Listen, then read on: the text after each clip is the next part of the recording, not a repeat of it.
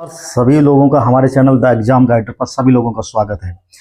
आज हम लोग बात करने वाले हैं कि जो एजीटीए का जो रिजल्ट आया है, तो सबसे पहले आप सभी लोगों को बहुत बहुत बधाई, जिन लोगों का जो है डीबी के लिए सिलेक्शन हुआ है। अब आप लोगों को कौन कौन से डॉक्यूमेंट की ज़रूरत है ताकि आपका जो डीबी डेट आए तो उससे पहले आप उसको रेडी कर लें, तो उसके लिए आज हम लोग बात करने वाले हैं। चलिए, मेरा नाम जितेंद्र कुमार है और आप सभी लोगों का हमारे चैनल द एग्जाम गाइड पर स्वागत है।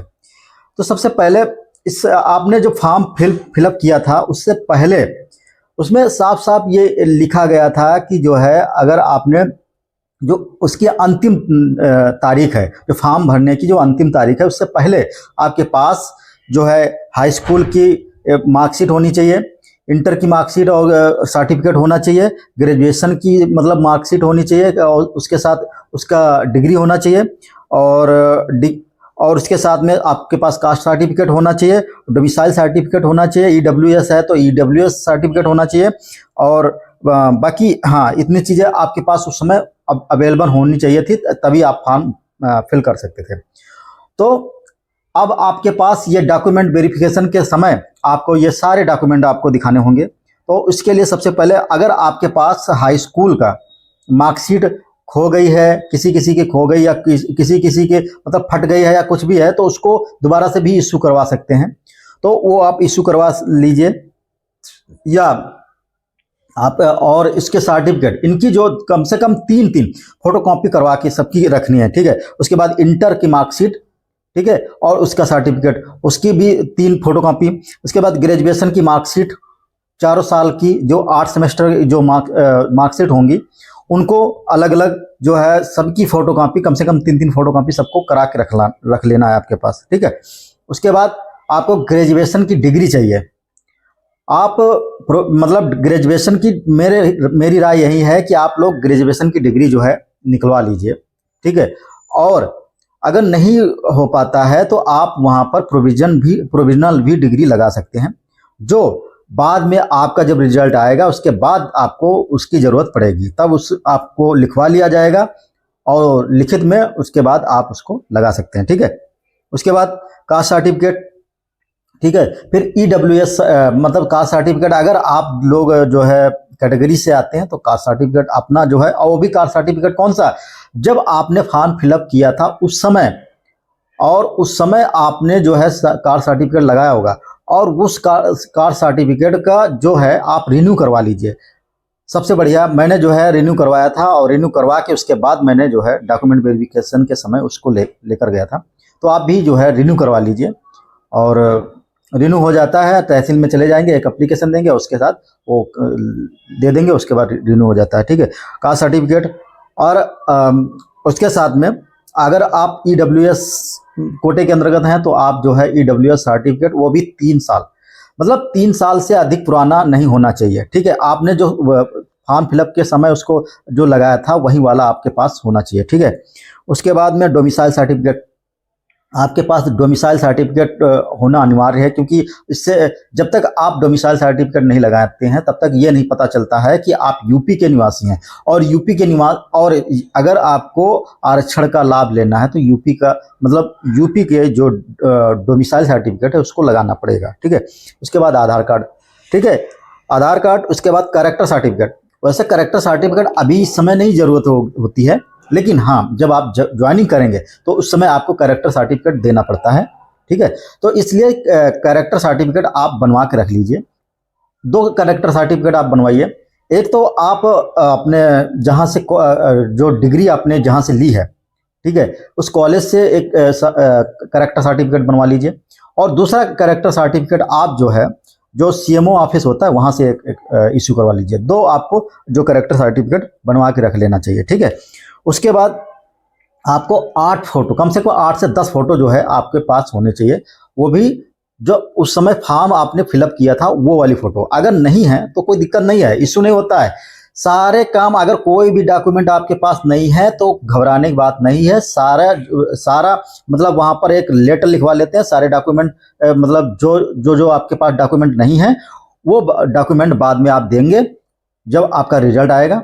और उस रिजल्ट के बाद ही आपको ज्वाइनिंग करवाई जाएगी, जब आप वो डॉक्यूमेंट दे देंगे। ठीक है, उसके बाद आप क्या करेंगे, एक प्रोफार्मा आता है, आपको दिखा देते हैं। ऐसा इस टाइप का एक प्रोफार्मा रहेगा। अभी आपका जो ज्वाइनिंग के लिए, सॉरी, अभी डीबी के लिए जो अभी डेट आएगी, और डेट आने के बाद आपके पास ये ऐसा एक जो आपका जो अभिलेख परीक्षण पत्र एक जारी होगा, उसमें ये सारे आपके जो है ये जितने भी हैं, इसको आपको निकलवा के 3 सेट बना लेने हैं। ठीक है, इसके 3 सेट जो है बना लेने हैं, और इसी में आपको फिलअप करके ले जाना है। यहाँ से ही, घर से ही इसको फिल कर लीजिएगा। और फिल करने के बाद आप जो है, ये पीछे देख रहे हैं, यहाँ देख रहे हैं, यहाँ पर आपकी सारी मार्कशीट वगैरह सारी सब कुछ है, जो है आपको यहाँ पर जो है उसका अंक, प्रमाण पत्र, मतलब प्रमाण पत्र संख्या, सारी चीज़ें यहाँ पर फिलअप करनी होती हैं। तो आप ये इसको जो है घर से ही फिलअप करके ले जाएं। मेरी राय यही है, क्योंकि वहाँ पर जब जाते हैं तो मतलब दिमाग में बहुत सी बातें चलती हैं, तो फिर गलती के होने के चांसेस ज़्यादा रहते हैं। आप यहाँ घर से भर के ले जाएं। ठीक है, अभी आपका जो आएगा जो डीबी की डेट, उसके बाद आपका जो परीक्षण अभिलेख परीक्षण पत्र जो है जारी किया जाएगा। ठीक है, ये हो गया। ठीक है, तो अब आप लोग इतनी सारी चीज़ें हैं अपने पास इस समय, इस मतलब तैयार करके रख लीजिए, क्योंकि और डीबी की जल्द ही डेट इसकी जारी होने वाली है। ये मान के चलिए, जो डीबी है आपकी डीबी जो है नवंबर के महीने में हर हालत में करवा लेगा आयोग, क्योंकि आयोग बहुत तेजी के साथ कार्य कर रहा है। और आयोग जो है नवंबर में हर हालत, क्योंकि और प्रेशर भी आ रहा है कि जो है जल्दी से जल्दी जो है जो एजीटीए की भर्ती है इसको फिल किया जाए, क्योंकि बहुत सी पद जो है खाली पड़े हैं। इसकी वजह से जो है जो डिपार्टमेंट का कार्य है वो बाधित हो रहा है। इसलिए जल्दी से जल्दी इसका जो है इसको फिल कर, मतलब ज्वाइनिंग इसकी कराई जाएगी, ताकि जो है वहाँ पर जो मैन पावर है वो प्राप्त हो सके। ठीक है, और क्या, हाँ, अगर इनमें से सारे डॉक्यूमेंट अपने पास जो है मतलब जरूर करवा लें, और 3 सेट सभी के बनाने हैं। ठीक है, और डिग्री के लिए अगर अभी भी मतलब नहीं अप्लाई किए हैं, तो डिग्री के लिए जल्द ही जाके जिस भी यूनिवर्सिटी है वहाँ से ऑनलाइन आप अप्लाई कर दीजिए, और उसके बाद ये एक डेट दी जाती है, और वो उस डेट पर जाइएगा और वहाँ से अपनी डिग्री जो है प्राप्त कर लीजिएगा। ठीक है, और कोशिश कीजिए कि जो डिग्री जो है अपनी जो है इशू करवा लीजिए, वरना प्रोविजनल से भी काम हो जाता है। लेकिन आप फिर उसमें क्या होता है कि फिर रिजल्ट आता है, रिजल्ट आने में फिर प्रोविजनल लगाएंगे, फिर उसमें लेट ही होता है। इसलिए आप अभी जल्द से जल्द जो है, अभी आपके पास टाइम है, कास्ट सर्टिफिकेट आपका जो उसमें लगाया था उसको रिन्यू करवा लीजिए। मतलब सॉरी, आपका निवास सर्टिफिकेट है उसको भी रिन्यू करवा लीजिए। आप प्रोविजनल डिग्री अगर है तो कोई ठीक है, लेकिन इसके साथ में जो डिग्री है, मेन डिग्री, उसको जो है अभी इशू करवा सकते हैं, उसको निकलवा लीजिए। और जितने डॉक्यूमेंट हैं उनको सभी को जो है आपको लगाने हैं। और अगर किसी प्रकार का कोई भी डाउट है, कुछ भी है, तो आप कमेंट बॉक्स में ज़रूर हमें बताएं, मैं आपको सारी जानकारी बताऊंगा। और हाँ, अब कट ऑफ की बात कर लेते हैं हम लोग कि कट ऑफ, अब फाइनल कट ऑफ कितना जा सकता है।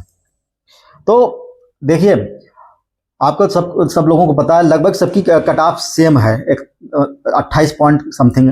तो कट ऑफ तो मतलब बहुत बच्चों को, लगभग 22,000 के आसपास बच्चों को बुलाया गया है 3400 वैकेंसी प्लस के लिए। तो उस हिसाब से वैकेंसी जितनी है बच्चे उतने ही लिए जाएंगे, बाकी तो बाहर हो जाएंगे। तो मेरे हिसाब से जो कट ऑफ है सभी, अगर मैं जनरल की बात करूं तो कट ऑफ में लगभग आप अगर 20 प्लस ऐड कर लेते हैं, 20 ऐड कर लेते हैं और उतना है आपका, तो आप मतलब बिल्कुल श्योर है आपका सिलेक्शन हो जाएगा।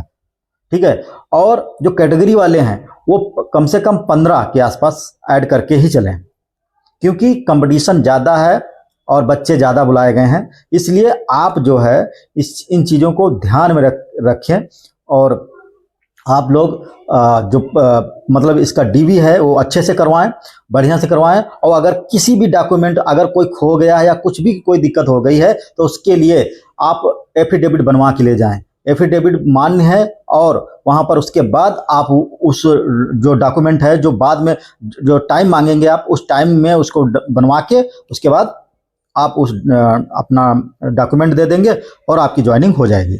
इसलिए आप जो है अपना जो है अगर कोई भी डॉक्यूमेंट नहीं बना है तो उसके लिए एफिडेविट जरूर बनवा के लेकर जाएं, ठीक है। आप उम्मीद है आप सभी लोगों को मेरी वीडियो अच्छी लगी होगी, मेरी इन्फॉर्मेशन अच्छी लगी होगी। और आप लोगों को किसी प्रकार का डाउट है अगर, तो आप लोग प्लीज़ कमेंट बॉक्स में जो है हमें बताएं, हम ज़्यादा से ज़्यादा आपके डाउट क्लियर करने की कोशिश करेंगे। चलिए फिर मिलते हैं अगले वीडियो में, तब तक के लिए जय हिंद जय भारत।